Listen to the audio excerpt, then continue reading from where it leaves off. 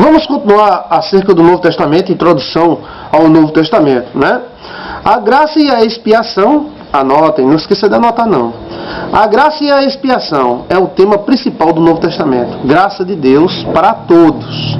Os judeus eram muito fechados, né? Os judeus foram reprovados por Deus e Deus espalhou sua salvação para todas as pessoas.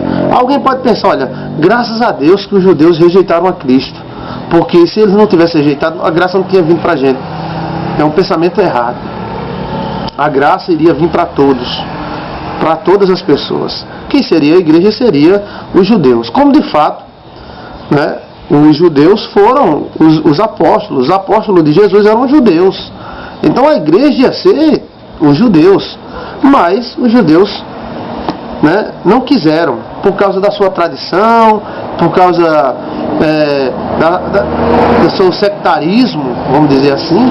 Então Deus abriu as portas e se tornou os romanos. E Paulo foi romano também. Aí houve um período de transição, né? Os judeus eram muito fechados e eles achavam que nós gentios éramos imundos, né? Coisas ruins e tal. E Jesus Cristo mandou lançar a graça dele para todas as pessoas. Lembra do vaso, né? Cheio de animais imundos. E a voz dizia do céu: não torne imundo aquilo que Deus purificou. E era justamente o evangelho lançado para os gentios. O livro de Atos dos Apóstolos é o livro histórico do Novo Testamento. O principal livro histórico do Novo Testamento é Apocalipse, o livro profético, né? Atos dos Apóstolos é um livro que conta a história do início da igreja, o princípio, os problemas que eles enfrentaram, as dificuldades, as viagens, os naufrágios. Então o livro de Atos dos Apóstolos realmente é um livro histórico e abençoadíssimo, né? O Apocalipse é um livro escrito, foi um sonho que João, na ilha de Pátmos, teve, e ali existem vários códigos. Quem disser que sabe aqueles códigos totalmente está enganado. Aquilo é muito complicado, né? Um diz uma coisa, diz outra, e podemos errar nessa concepção da gente dizer, não, eu sei, eu tenho a certeza. O Novo Testamento é a base doutrinária do cristianismo. Então o Novo Testamento é a base doutrinária do cristianismo. Sem o Novo Testamento não teríamos cristianismo, não. Graças a Deus que essas cartas existem para nos orientar. Sem essas cartas, a confusão já é grande. Imagina, né, sem as cartas de Paulo, sem as cartas, sem os livros sinópticos, sem os evangelhos, estaríamos em uma grande confusão. Não é verdade, meu aluno? Analisando os 4 livros sinópticos, Mateus, Marcos, Lucas e João. Mateus, escrito em aramaico, procura mostrar a realeza de Cristo através de uma grande genealogia. O livro de Mateus, ele tenta mostrar que Cristo é o Senhor, que Cristo é o profeta, é o Messias, que realmente iria vir.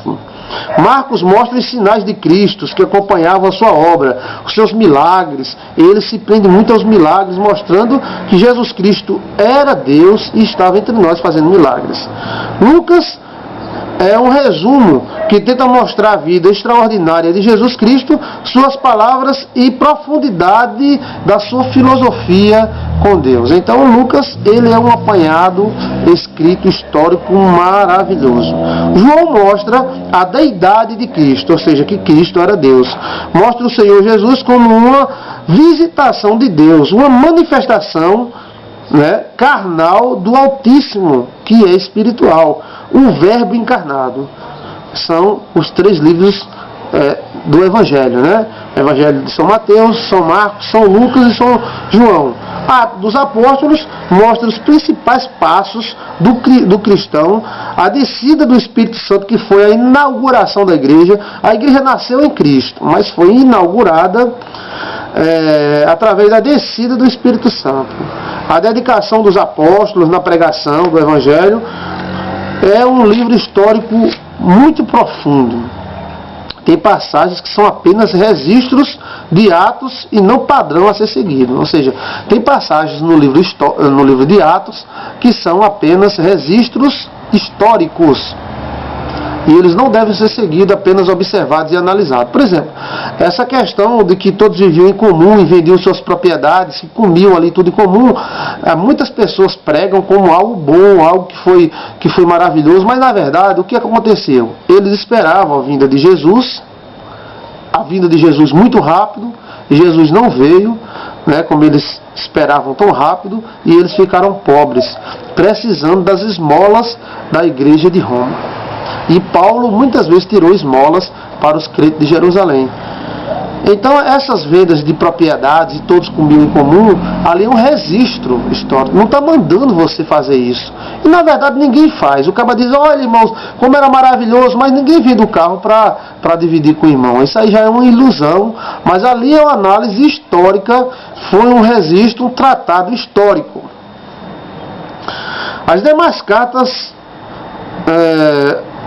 do Novo Testamento falam sobre doutrinas, regras, e através dos problemas dos antigos, Paulo tentando ajudá-los, automaticamente nos ajuda. As demais cartas vamos estudar no curso médio de teologia no Seminário Teológico Luz Online. Rolos, como estas cartas do Novo Testamento, foram guardados até por preço de vida. Anote aí, esses rolos das cartas do Novo Testamento foram guardados por preço de vida. Alguns guardaram com a sua própria vida. Muita gente morreu para você ter esse Novo Testamento em suas mãos. Sem o Novo Testamento, estaríamos perdidos sem base teológica para nós cristãos. Os judeus, eles perseguiram muito o cristianismo. As pessoas hoje falam muito do cristianismo judaico, né, messiânico, mas queira ou não, é fato e história que os principais perseguidores da igreja foram judeus, né? E aí bota o peso do outro lado da balança, que os principais apóstolos de Jesus Cristo foram judeus, com exceção de Paulo, que era judeu e era romano. Então, não dá margem para essa exaltação toda, né, do judaísmo, porque o Novo Testamento, o cristianismo, é totalmente diferente do judaísmo, sem aquelas regras, sem muitas leis cerimoniais, sem muitas regras que são culturais. O período do Novo Testamento cobre um período mais ou menos de 100 anos. Já o Velho Testamento, ele cobre o período mais ou menos de 400 anos. Decore isso aí e coloque no seu caderninho. O período do Novo Testamento, como diz aqui na apostila do Seminário Teológico Luz Online, cobre um período de mais ou menos 100 anos. Já o Velho Testamento, 4.000 anos. Cada um deles tem cultura e crenças da época. Então o Velho Testamento tem cultura e crenças da época. O Novo Testamento também revela algumas culturas e crenças da época. O Novo Testamento é fantástico. É fantástico porque trata de uma nova aliança com Deus e os gentios. Deus e todos os homens.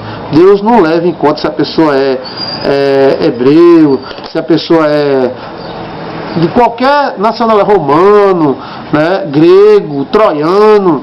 Não. Todos foram chamados à graça do Senhor Deus. O Novo Testamento é uma beleza, não é muito grande. Você que é seminarista deveria ler, principalmente os Evangelhos, né, que são os 4 primeiros livros do Novo Testamento, e você vai conhecer profundamente a história de Cristo. Depois você pode ler 1 Coríntios, 2 Coríntios, como nós vamos estudar mais adiante. E esses livros, principalmente o 1 Coríntios, 2 Coríntios e de Efésios, são livros identificados por Paulo, né? São cartas e tratam dos problemas da igreja, né, de relacionamento da igreja, dos falsos profetas no meio da igreja. É um livro maravilhoso, são livros maravilhosos.